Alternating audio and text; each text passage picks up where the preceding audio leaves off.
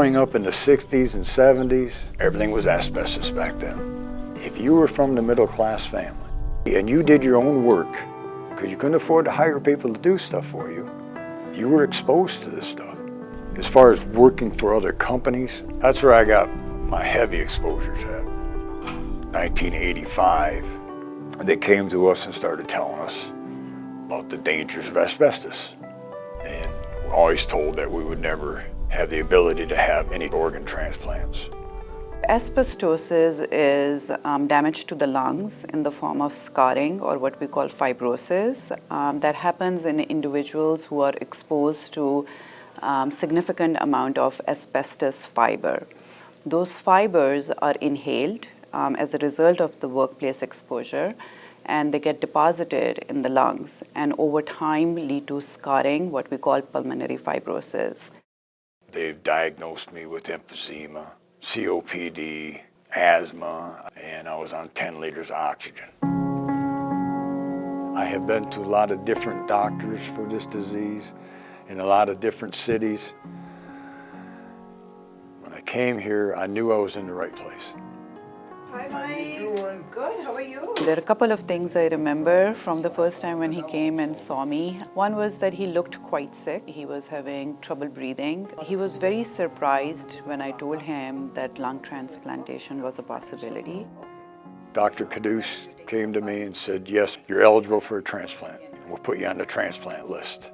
The hope that I had was overwhelming. And my wife, it was just unbelievable. He had been on the wait list for a few months. In December of 2024, a set of lungs were available for Mike. I knew I was reaching the end of my life. My sons told me they were afraid to lose me.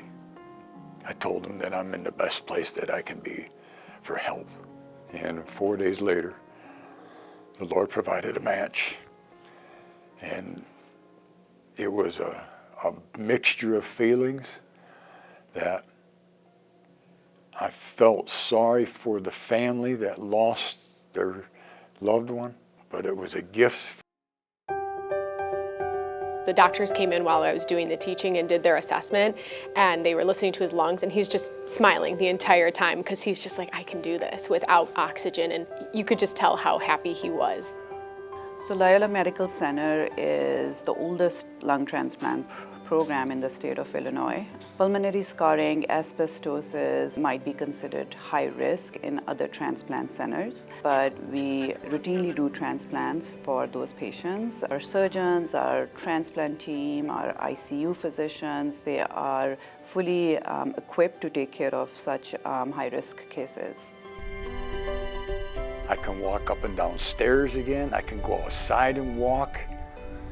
I walk almost 3 miles a day again. I don't get winded. My oxygen levels stay at 98%. Mike's doing really well. He takes everything with a big smile on his face. He and his wife ask all the right questions. They, write everything down. They make sure they have it all, exactly what they're supposed to be doing. I was so thankful. And Dr. Caduce and the whole team throughout the whole process. It's just unbelievable how everybody works together. And here at Loyola, they put people above everything. And they put life back into people and give you hope.